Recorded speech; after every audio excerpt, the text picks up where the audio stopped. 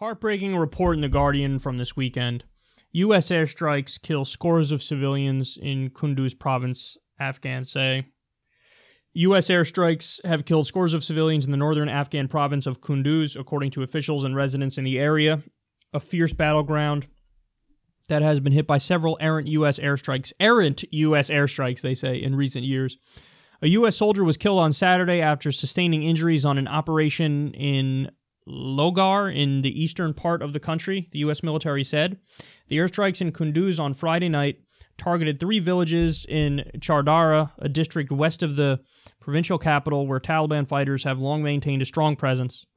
The growing air campaign is a result of greater autonomy bestowed by Trump on his generals, and a possible sign of the direction of U.S. involvement in Afghanistan. The CIA is reportedly seeking authority to conduct its own drone strikes in Afghanistan, a first if approved, according to the New York Times.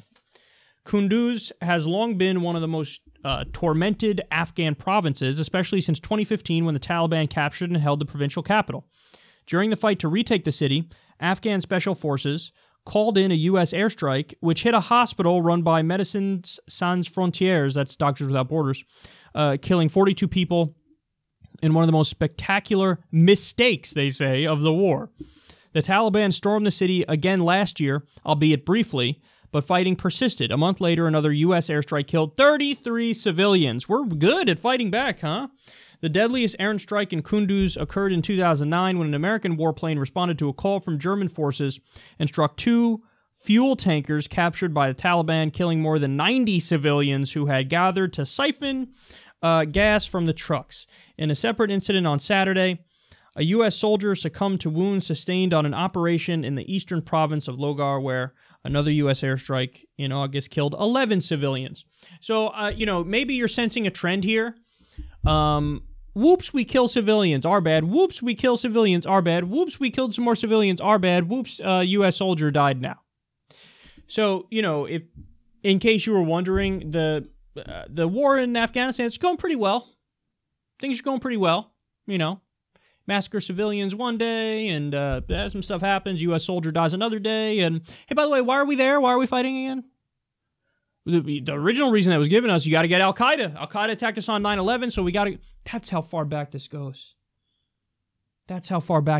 2001. It's now 2017.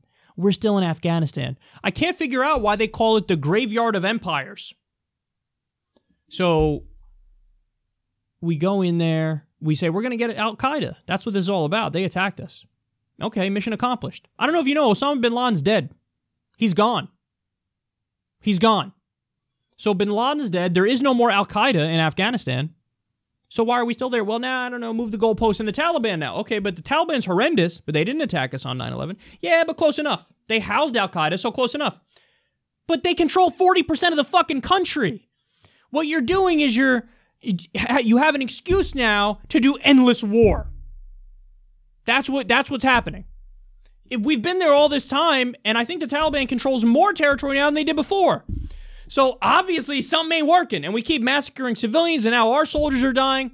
So why would you stay there? Well, maybe it has a little something to do more with minerals.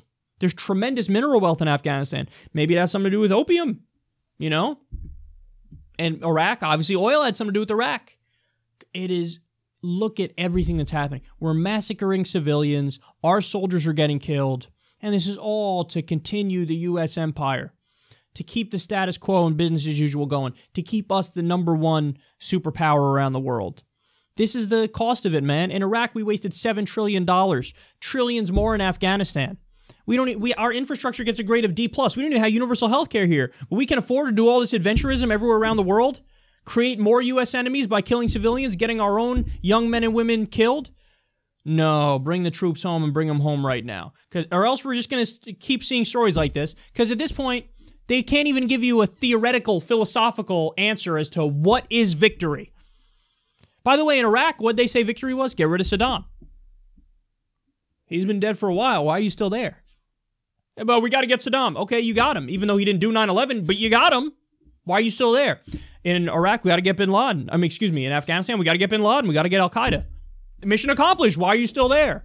They're going to keep moving the goalposts because it's all about perpetual war. And now, by the way, you have the apparatus set up under George W. Bush. Obama continues it while pretending he's more reasonable. And now Trump gets in and he's controlling the levers of power. Great system we set up, isn't it? To give expansive powers to the commander-in-chief. And now you have somebody who's an absolute buffoon and a thin-skinned lunatic like Donald Trump controlling it. It's almost like all this was a giant mistake.